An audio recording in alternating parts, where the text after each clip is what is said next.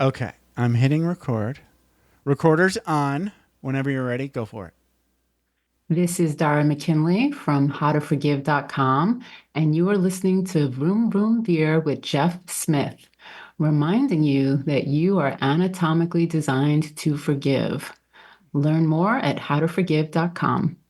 Nice. That's right? Okay. Yes. Well done. Cool. And off the cuff. So good for you. Let me hit stop. I'll be right back. Are you ready to thoughtfully steer away from your revved up, frenzied, and far too often scripted life? Then welcome to Vroom Vroom Veer with Jeff Smith, where he guides you down the road differently traveled by sharing unique experiences with guests who have managed to shift away from a life stuck on cruise control and veered their way into a more authentic and fulfilling one in all sorts of interesting and kind of remarkable ways. Get ready to Vroom Vroom Veer with your differently traveled road chauffeur, Jeff Smith. Jessica L., thank you so much for being on Vroom Vroom Veer and welcome to the show. How's it going? I'm great. Thank you for having me.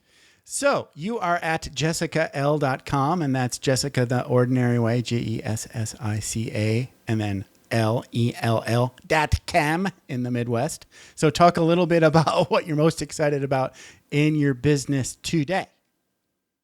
Most excited about today. Today. What is this? October 24th, 2024. Correct.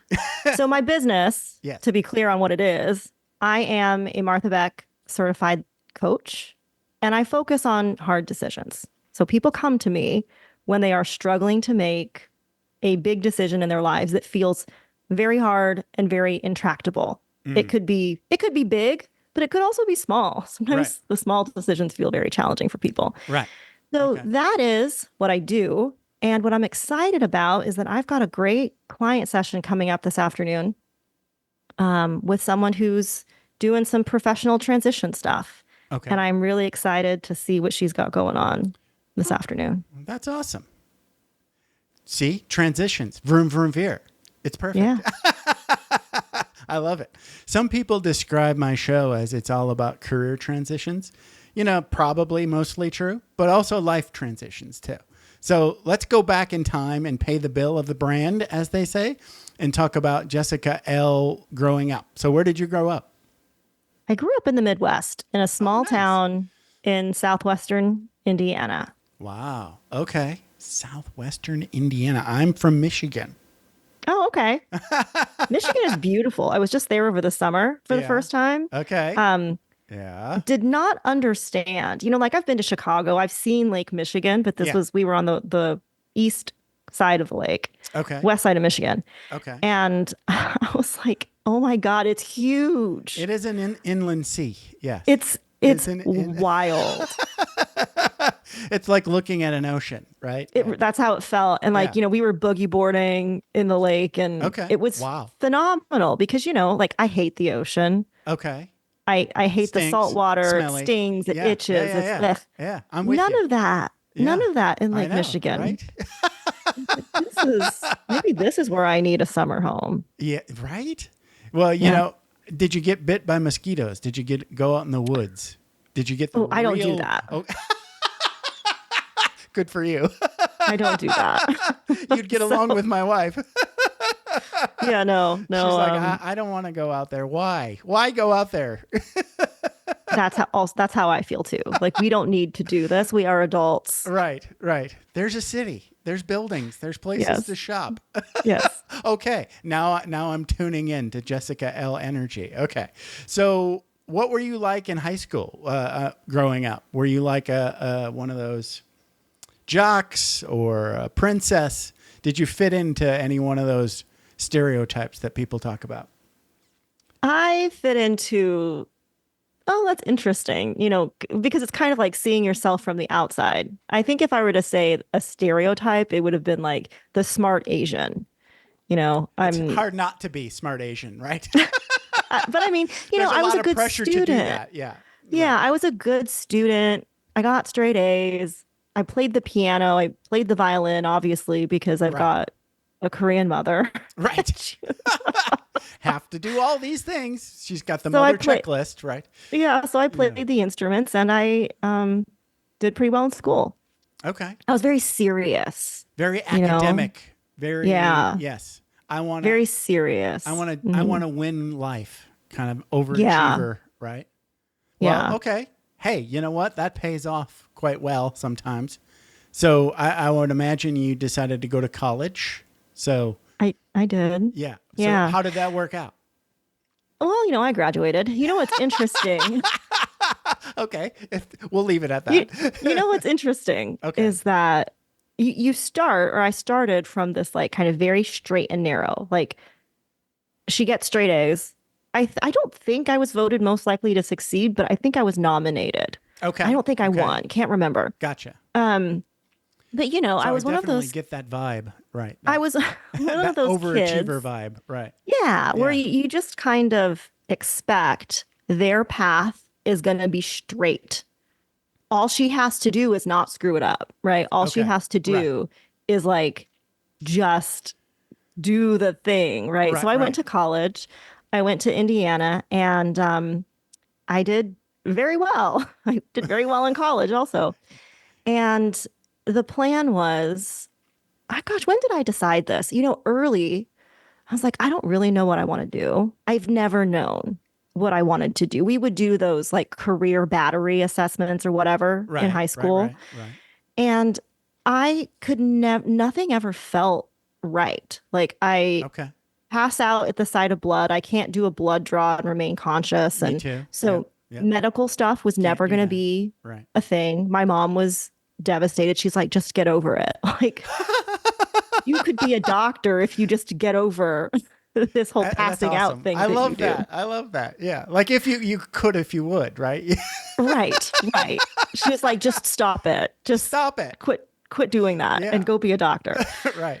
So all of the medical stuff was completely ruled out for me. Right. And I was like, okay, well, being an air traffic controller seems medium interesting. Like that was something that showed Wow. up on one of the lists. Okay. But I didn't really love math. Okay. I was Right. always a word person. I was a writer, a reader, all of that stuff. Okay. And then briefly, I was like, oh, maybe I could be a massage therapist. Oh, I went And to massage school. That was awesome. that was like a brief Yeah. idea that I had when I was, 17 or 18. Okay. And then I thought, oh, but what would be really cool? It'd be cool because at this point I kind of settled on, what, I think I'm going to major in English. That's probably what I'm going to do. And I could go work in publishing in New York City. And that was like kind of my idea, very briefly. And then I got on the internet, did a tiny bit of research and was like, oh, maybe this isn't like the right industry. Right. It seems like really tough, really Okay. hard, all that stuff. So I was like, Right. I guess I'll just go to law school instead. Oh, wow. Okay. So that was the Interesting. plan. So Yeah. I added political science as a major on a whim. I was like, well, I'm going to law school, so throw political science in there. That's usually And- what you see on the resume of like politicians. Right? I know. It's like, Yeah. yeah. Okay. Get it.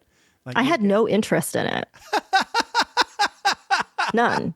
I had no interest in political science. I didn't isn't even it- really know what it was. It's kind of a flawed system that works sometimes, is what I like to think. Yeah. Yeah. So Even that's for what I people, did. like on the track, Mm-hmm. It's like you're on the overachiever track, but there's not a good system of figuring out like a nice, clean way of, getting you a life path that might look cool to you. It's like there's not even a discovery system, right? It's Maybe there is, out. but it's It's outrageous to ask a 17-year-old totally. to make decisions like this. Yeah. It is bonkers insane. It's silly. And, I think there are people who know, Right. who've always known. There Right. are those people. And Few I and far think between, but they're the lucky few. Right. I think they're rare Right. and lucky, like you said. Right. But most of us are not that. Most No. of us experience our lives and our paths as a series of trial and error. Totally. You Yes. try something and you're like, Yeah. oh, that job wasn't really like that industry, that field, that company Right. wasn't really it. And that's how you really navigate. We think we should have it mapped out, and that just isn't the reality for most people. Right. Right. I actually had this whole plan of like I had signed up for community college, like a whole slate full time kind of with no direction. Right. Right. It was just like, well, I'll finish the basics of, first and second year of a bachelor's degree and then try to figure it out as I go. Right. And I went to see the Air Force recruiter to tell him I wasn't going to join. And he was sick that day. And his supervisor was an amazing salesman. And I signed up that day. And it changed my life forever. And I didn't go to college for those 2 years. But it was great. It worked out. I think the military can work out for some people. And it's not for everybody. But I mean, if you can like put up with like really, really like hilariously stupid shit on a regular basis, you got a shot, anyway. Yeah. My dad is retired Army. He was in for wow. 24, 21 or 24, something like that. Yeah. Years. Yeah. And he's always said, you know what, it worked really well for me. It worked out really well. Yeah. And I've always thought, what a neat experience. And that's an experience that I kind of wish I'd had. Really? Wow. Yeah, because it's, and you don't have to do it forever, right? So many people, like they do a handful of years, right? And then they go in, forever they have that experience. Right. Yeah. Right. No, it's fun. For me, I would say it started out like scary as hell. Yeah. And then I got better as I went. That's most things.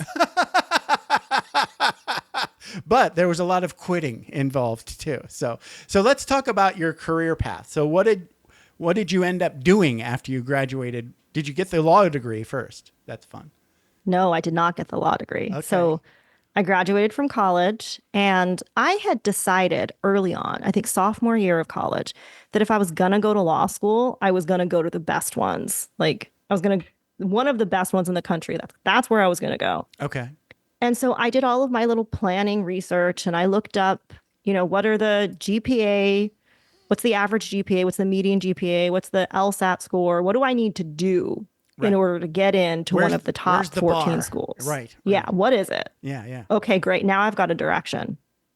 So I spent, 3 years with that goal in mind. And I did get into wow, most of the best schools in the country. You hit and the target. Wow.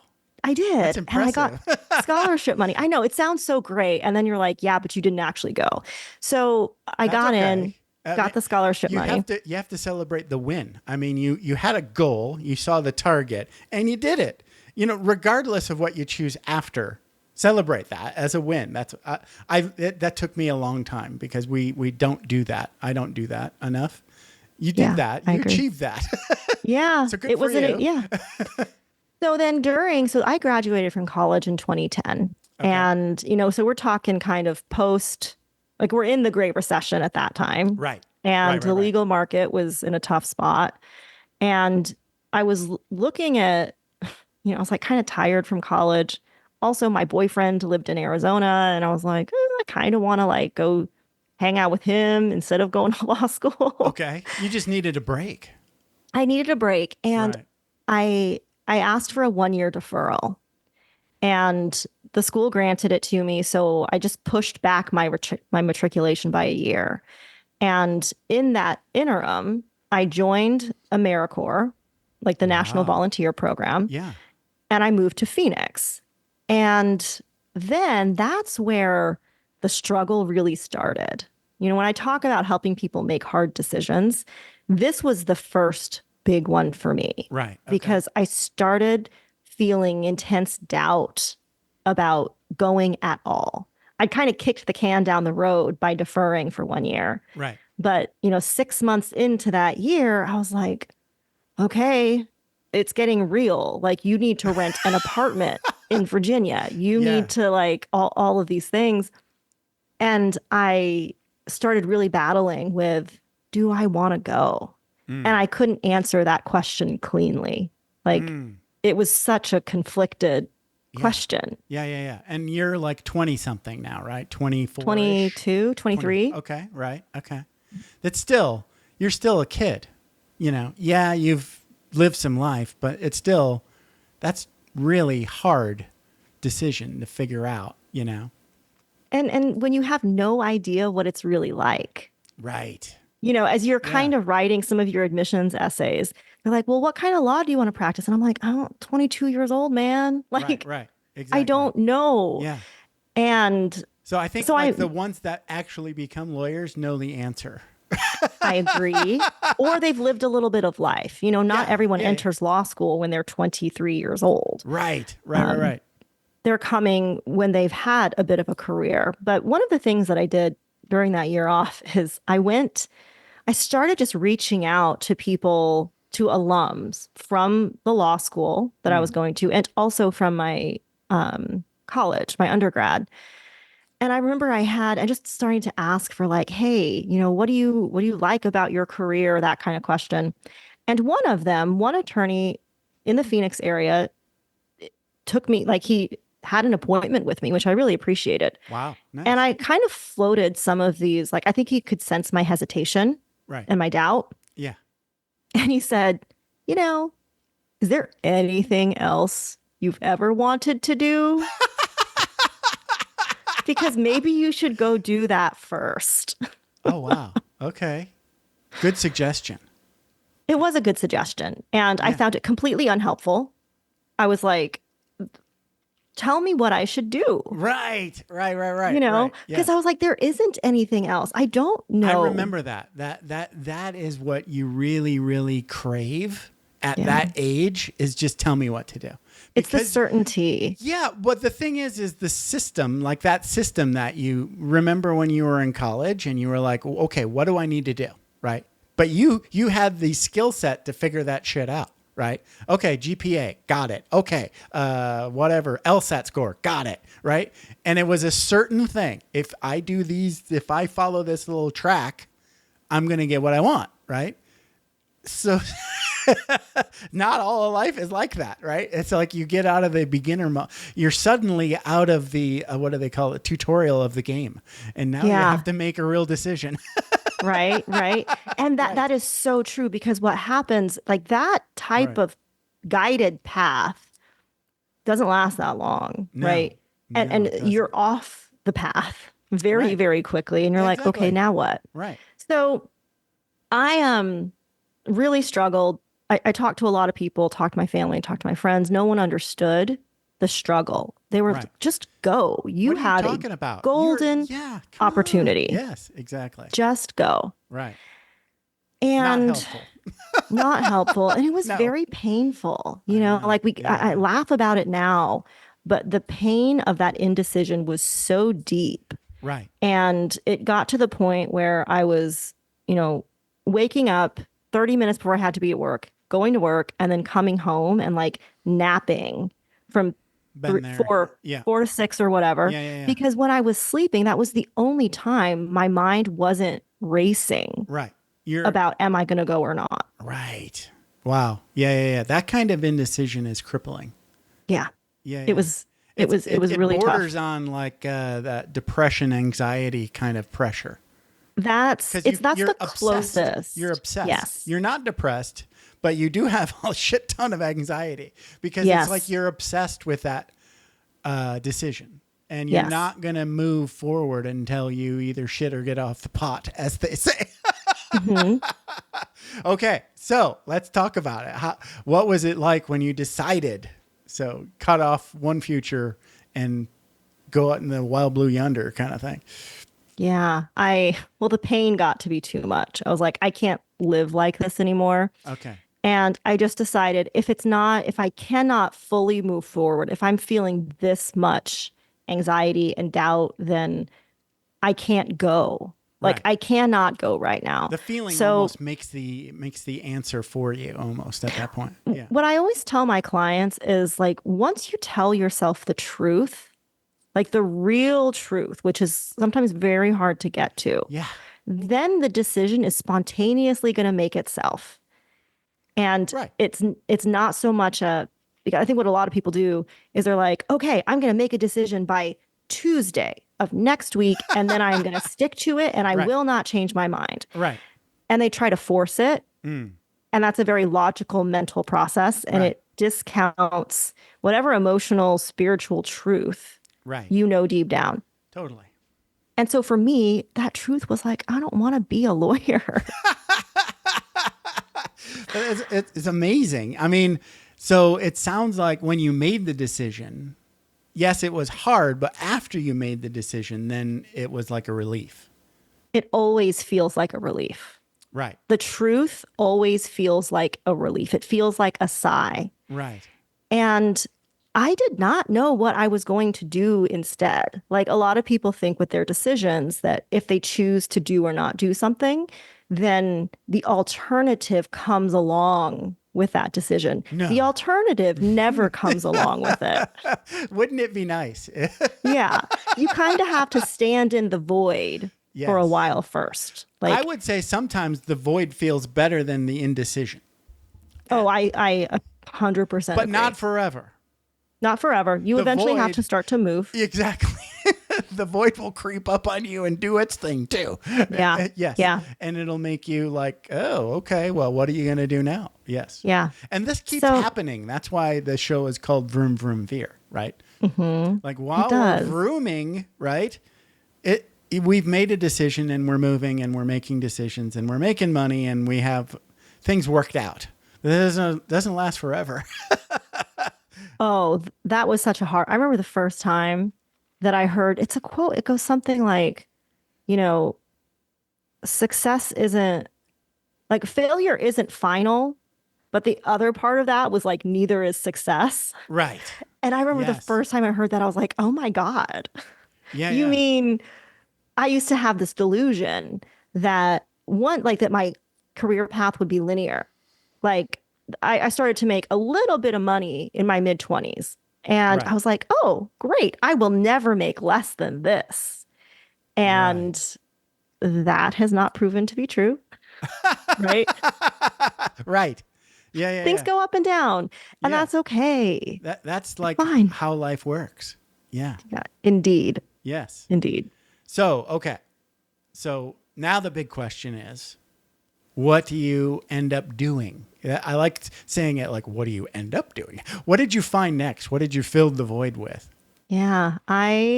So I was living in Phoenix. My boyfriend was living in Tucson. You're in AmeriCorps, right? I was in AmeriCorps. I was making $800 a month and living with my brother. He was a student at ASU, and we were living in this like really cute little apartment Okay. at 16th and Thomas. So if you know Phoenix, 16th Street and Thomas, especially back then, it was not a nice area. Okay. But we managed to find this like gated neighborhood, like really beautiful mature trees everywhere, gated courtyards. Wow. So we were and But they paid cheap the rent. electricity bill. Ooh, wow. My goodness. So the electric bill and cable was included That's in our huge. like in right? a place like Phoenix. Oh my goodness. I know. That I makes know. like your life so much cheaper. So much cheaper. So we were living together in this apartment at 16th and Thomas in Phoenix, and I was making $800 a month, and I was so happy. Like I was having the time of my life. Once I decided I wasn't going to law school, like I just started to enjoy my life. But my boyfriend was in Tucson, and I was like, okay, well, I'm going to move there and be with him. So I'll just find a job in Tucson. And I had no concept of the job market at the time. None. So you But- didn't so- really have a job up until that point. You had been a student and then you did AmeriCorps. So this Yeah. is kind of like your first actual grown-up job. Correct. Okay. And I had Those no are- idea what to do. That's like me getting out of the military when I'm 38, right? I have no idea what jobs are, Yes. which Yes. is weird. Right? So I ended up applying for an office manager job at a nonprofit and went in for the interview. And the only reason, I guess I should say, the only reason I even got the interview.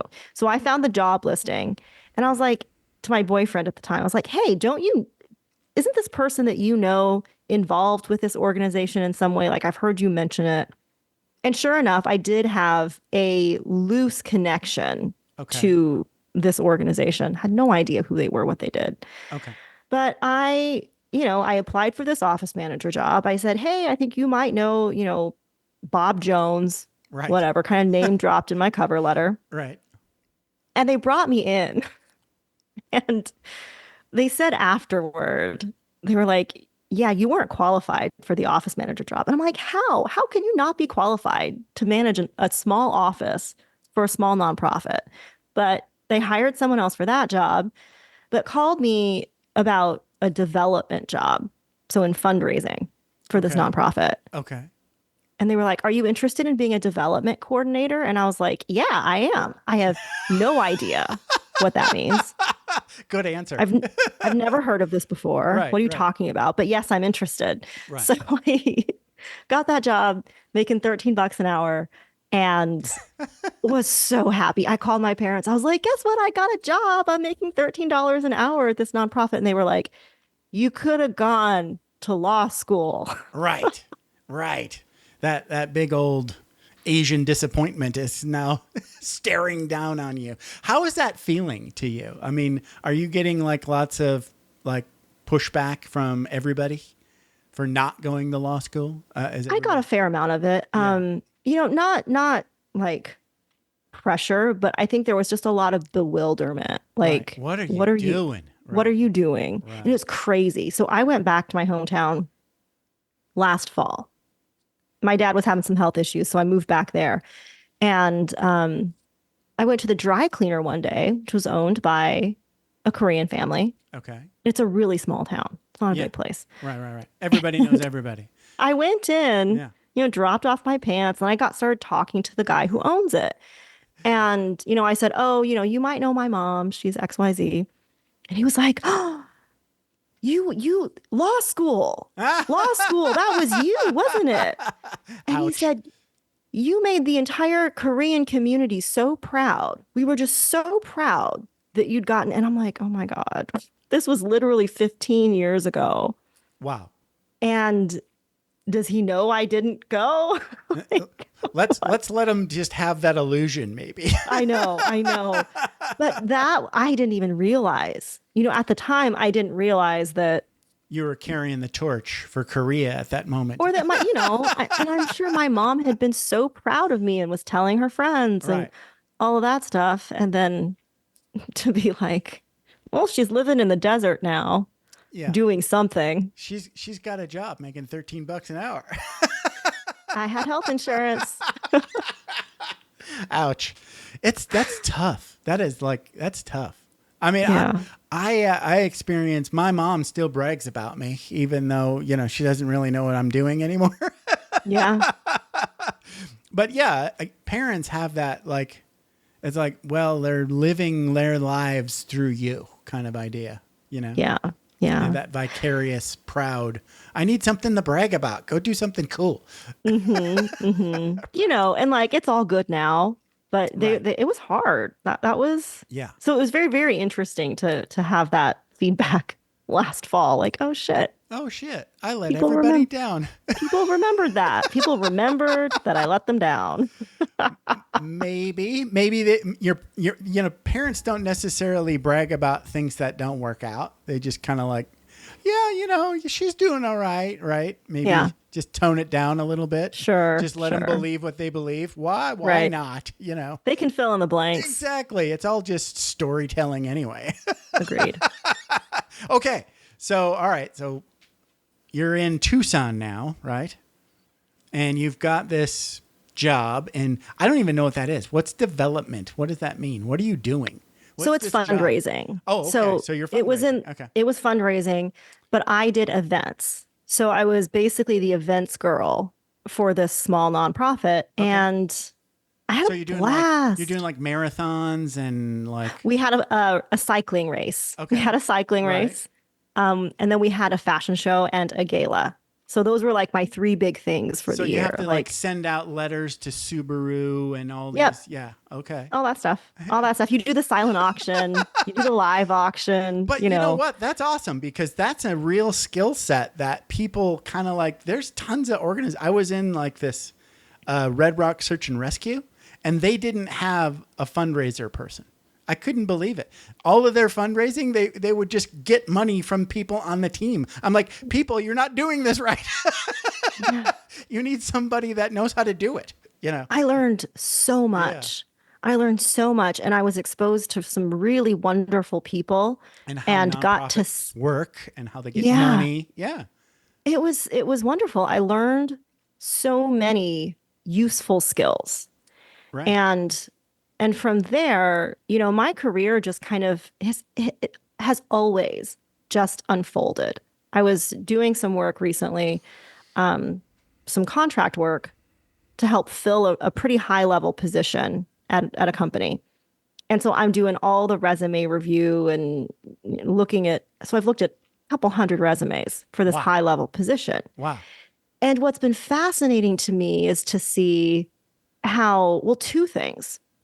Number one, how consistent some people have been in their careers. Like, it's a very kind of linear, they've done the same type of thing at various companies. No matter how much they move around, it's still been the same kind of thing. So that's the first thing I noticed. And that has not been my career. Right. That has not been my experience. But the other thing I noticed is how often people come in and out of self-employment or consultancy to go back to like more corporate W-2 work. There's a lot of that. And I had no idea. Right. I had no idea how scary common that would be. It's scary out there in 1099 land. Well, but also I think for so many people, right, they think, oh, if I make this decision to go work for myself, if I give this a shot and it doesn't work out, is anyone ever going to hire me again?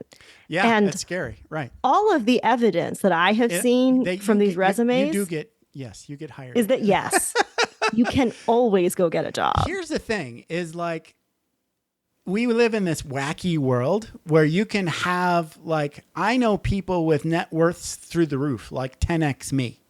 And they go out and get a W-2 job just so they can get a mortgage. Sure. That's a common thing, right? It's like, I don't want to spend all of that cash on a house when I know I can get a mortgage. They won't give me a mortgage. They won't give me a mortgage. They won't give me more. I figured out an alternative. You can just loan it to yourself. That. Oh, interesting.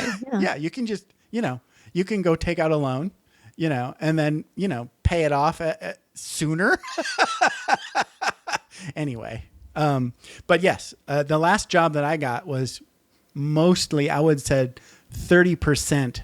The goal was to get the W-2 so I could get a mortgage and then quit. The pandemic sort of extended it out because I was like, well, what the hell am I going to do? Anyway. So what was the next move after the fundraising gig? After the fundraising gig, and this has been true, I'll say it right now, at every stage of my career, I have been invited into the next role. Oh, nice. I have never gotten a job that I applied to cold. I've never even gone seeking them out. It has always been like, hey, will you please apply for this job that we have open? So that's a really good way to get a job. Because, yeah. And I think that's why I'm always telling people to leave their houses. Like with my clients, I'm like, just leave your house. I don't care where you go. Get into a different energy. If you have been kind of static and you're not feeling good, if you feel good at home, fine. But if you feel stuck and trapped and there's nothing happening in your life, go to the leave library, go your to Starbucks, house. Walk around a casino. You're in Vegas, whatever. Go to libraries. People always forget libraries. Yes. When I've had no money, I have just gone to the library. See, you seem like a library girl. I love a library. You seem like a library person. I tried the library. Doesn't work for me, but good for you. Find anything. I'm actually getting better at being at home, but I know what you're talking about. Because I'm kind of trying to be retired now. So my last void space was I was just I'm going nuts because I'm alone, right?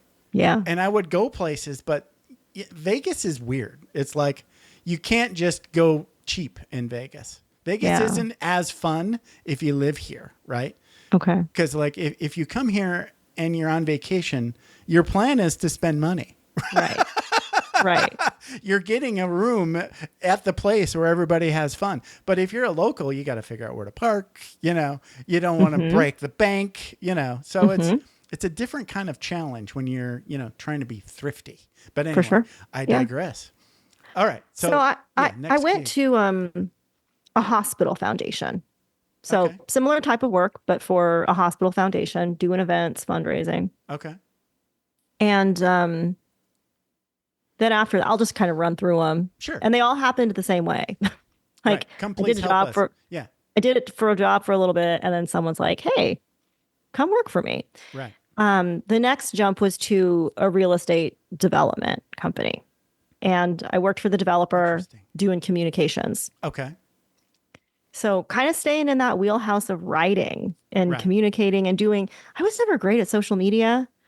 So largely I kind of stayed away from that. I actually haven't been super, super responsible for social media at any point in my career because I'm really enjoy it. Right. But right. after the the real estate development company, I started to do a little bit of freelance work for a marketing agency.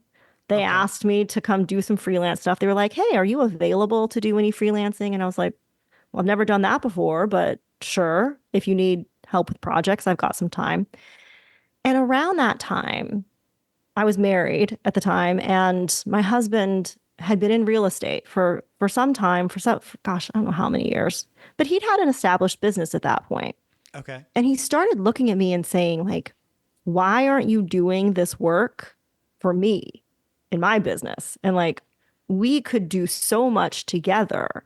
Okay. Like, you're not getting paid much at this real estate development office. You're worth so much more. Like, come do this with me." And he was encouraging me to quit my job and go full time with him. And that was like, my head exploded. I was like, "You're insane. Real estate is unpredictable." Yes.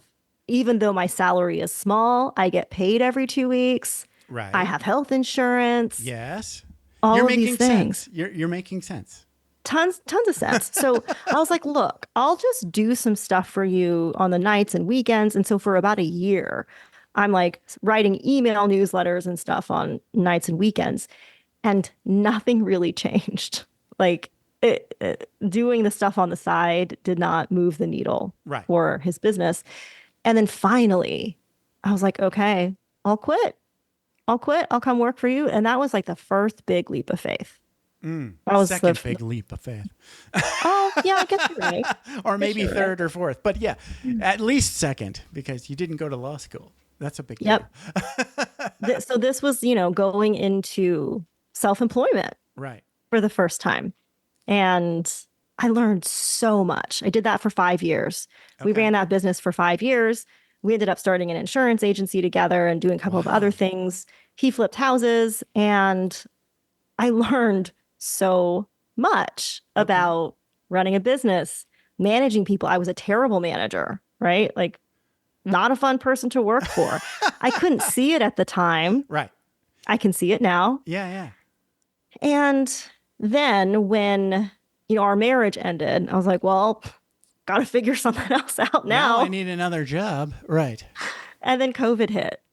So I move into my own apartment. Wow. That's the shitty timing. Oh my goodness. The day that everything shut down. Wow. Oh, and so I'm you got locked down alone. I was alone. Yeah. I'm sorry.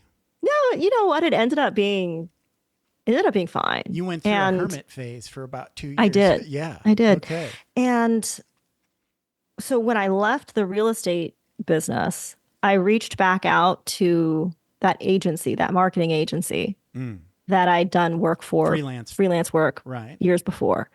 And I was like, "Hey, I don't know if you need anyone, but I'm available if you do have more freelance contract stuff coming up or whatever." And they jumped at it. And so I started doing some business development stuff for them. working with their clients, writing proposals, stuff like that. Learned how to write a proposal pretty fast. And within a few months, that turned into a full-time job. Oh, nice. So I didn't really have a plan. I was like, okay, I've got a little bit of money coming in. But you I've got knew a little bit of people, money in so the thank bank. goodness. You had a Yeah. past and a resume, right? That's good. And you know what I was doing? I think what a lot of people endeavor to do in these kind of void periods Right. is they try to figure out, okay, where am I? What is the big picture? What am I going to do next? That's like the next big thing. Right. And often you just can't see that far. If you have just gone through a massive change, like a layoff or a divorce or a move or a death or anything like that, you're not going to be able to make huge decisions. You're Right. just going to be able to like, okay, I have to find something that's going to allow me to pay my bills. Yeah. Right. Yeah. That's it. It's like the only decision that you need to make, the only thing you need to find Right. is that next step. That was huge for me, because I went through this period of just like not wanting to be, I don't even know how to describe it. It's weird because I wanted to not have a job, but I didn't really want to do business. But I didn't understand that like if you want to make money online, that's called having a business. That's what that is. I didn't want to do it, but I was trying to do it anyway. If that makes any kind of sense. Kind of like you in applying for that office manager job. I was that naive, right? And I learned that. I had to go through it. It sucked. But then at the end of that, I was like, oh shit, I guess I got to go get a job. Yeah. Yeah. I have always been naive. When Okay, me too. use that word, I've always been naive. I was naive about that office manager job and what they wanted. Right. I was naive about running a real estate business. I was Right. naive about Naive is not a bad thing. it's worked out for me. It's not necessarily, it just means new, right? Yeah. It just means like, I think like it gets like, you take a lot of shit, right? For being like, how could you not know that? It's like, well, I didn't know. I'm just being honest. I didn't know, I think that's a kind of a dirty word. Like, I don't know is like a dirty word in so many places. Like if you say the words, I don't know, it's like, okay, you're fired, right? You can't say those words, but I think they're super empowering, I think they can be. I think in that context, absolutely. Right. And I am always encouraging my clients, when you are thinking about your future and when you're thinking about a decision that you want to make, continually telling yourself, I don't know, is not productive. Okay. So I just have removed it kind of from my vocabulary. Interesting. And replaced it with like, you know what? It's not clear to me yet. Ah, I like that. I haven't figured that out yet. Right. Because I don't know doesn't take you anywhere. It's Right. just kind of a very static state. True. There's no movement in I don't know. Right. Yeah. Right. Yeah. And sometimes the truth is you don't know the answer right now. It isn't clear to you. And that's okay. That decision is simply not ready to be made yet. Right. We don't have to force You that yet. need to back up. Right. Mm-hmm. And figure out what you do now. What do you do Yep. now? Right. What, if you don't want X, what do you want? Right. That kind of idea. My favorite exercise is, I call it not this. And it's the opposite of what do you want? Because a lot of times you ask someone what they want and they're like, I don't know. Right. And that can be very true. Like, I don't know what I want to do next. Right. But if you ask them, what do you not want more of? They can tell you everything. They'll tell you everything they no longer want. Right. And that amount of clarity is often enough. It gives them a sense of empowerment. Yeah. Like, okay, I've been saying for months that I don't know what I want. And now I have a list of like, okay, here's some clarity. I do not want this crap anymore. Right. It's like, let's talk about like clarity versus certainty, because I think you're getting at it. Like if you've got a big list of things that you've lined out, no, not a lawyer, right? Yep. That in and of itself is going to point somewhere. It's not I don't know anymore. You know a lot of things. They're just things you don't want. Right.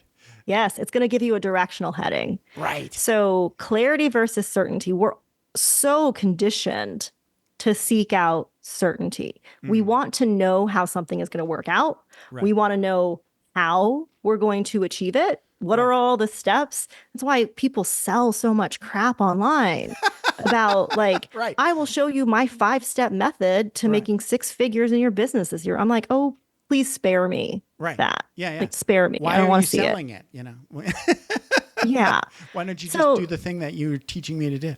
That is what we're always trying to purchase from other people. We're trying to Yes. buy certainty, but Right. it simply doesn't exist because we live in an unpredictable, uncertain world. Right. So what I encourage and coach my clients to do is to gather as much clarity as they can, right? Nice. And that's, okay, I don't know what my destination is, but I know I'm going in this direction. Right. I don't know for sure what my next job is going to be, like the dream job. I don't know what that is yet, but I know it does not include this crap over here that I don't want to do anymore. Right. Yes. And that's And huge.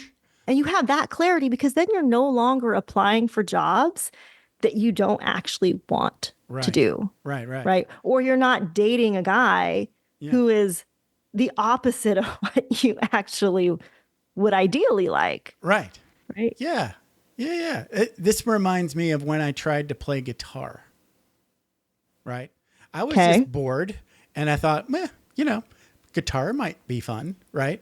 And I played guitar and I gave it like a half-assed college try and then I quit. You'd be surprised how many people I barely knew gave me so much shit for quitting. And I was like, you don't know me. And why do you care? That's so interesting. I tried and then I quit. Who cares? Right. I've always kind of had that attitude of like, look, I'm just doing this for fun. I don't want to be Willie Nelson and I don't want to be, Garth Brooks or Tom Petty. I just wanted something to do. Right. Yeah. Something to fiddle with. It wasn't that fun. Now I'm done. I've always kind of had that attitude, but you say like in your stuff that you can actually make that like that work for you, that like how to make a quit or a give up, like a powerful move.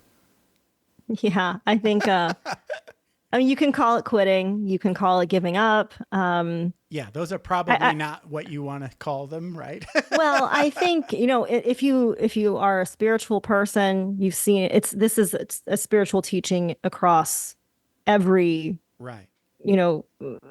School of thought. Yeah. And it's the idea of surrender, right? It's the idea of letting go of this like death grip that we all have on control. Right. And what I have found over and over is that, I've told you, things just come to me. Like I'm invited to do different things.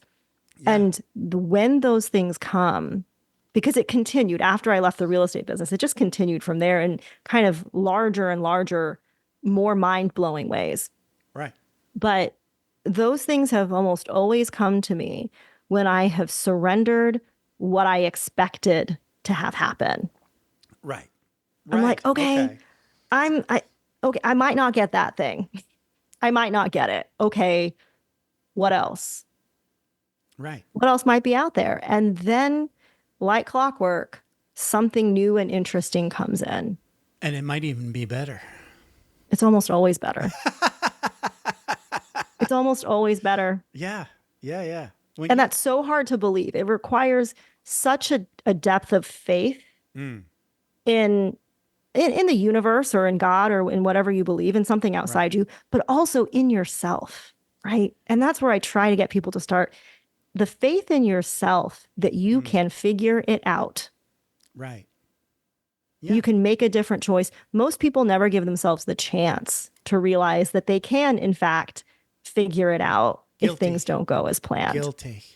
Yeah. Some of the best times I had in my military career was doing stuff that I absolutely did not want to do. And then we get to the end and I had a blast. It was awesome. Right.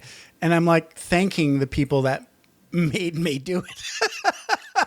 Thank you for making me do it in spite of myself. That happened to me like many, many times. It's part of the military thing. You kind of have to do what you're told. Yeah. Well, even when you don't want to. where did I see this? I read, I think it was a little factoid from a study. And of course, now I can't remember what the details are, but it was something to the effect of people are really bad at predicting what will make them happy in the long run. I agree with that. Very bad. Yeah. So there's this whole new science of happiness that I just discovered. That's amazing. So yes, I think one possible gig for me in the future might be happiness teacher. Well, that's fun. That's a fun idea. Right? Yeah, that's what I said. I mean, how cool is that? So, okay. Hey, we've been talking for almost an hour. Can you believe it? It was really fun. So fast. I know, so fast. So let's wrap up. You are at jessical.com. So talk a little bit about how folks can get in touch with you and sign up for your courses and stuff. Absolutely. So all of my stuff is at jessical.com. You can find my coaching packages for hard decisions. And that is for people who are struggling with something like it's keeping them up at night. They keep going back and forth. Your friends are tired of hearing you talk about it. Right. You're obsessed. And you feel stuck. If you feel trapped, this is for you. So it's 4 sessions, $597. You can book that on my website, jessical.com. Not bad. You can also find my blog, free content, and my podcast, Ill-Advised with Jessica L. I love it. And then the last place, isn't that fun? Yes. Because oftentimes, when you are following your heart and you're making big decisions based on what is deeply true for you, it will likely look ill-advised to people from the outside. Okay. That makes sense. And that's okay. And that's okay. That is okay. Yes. And then the last place, I spend most of my time on Instagram. So you can find me there at the Jessica L. The Jessica L. The Jessica. There's only I know. one. Well, the reason I'm not just at Jessica L is because someone else has it. So I had to go with a. I know. Of course. This has been a blast, Jessica L. Thank you very much. You have a good. Thank you so much, Jeff. You too. Thanks for taking the time to ride along with us on another episode of Vroom Vroom Veer. For podcast info and show notes, be sure to head over to vvveer.com. That's VVER.com. Man, that's fun to say. And we'll catch up with you next time here on Vroom Vroom Veer.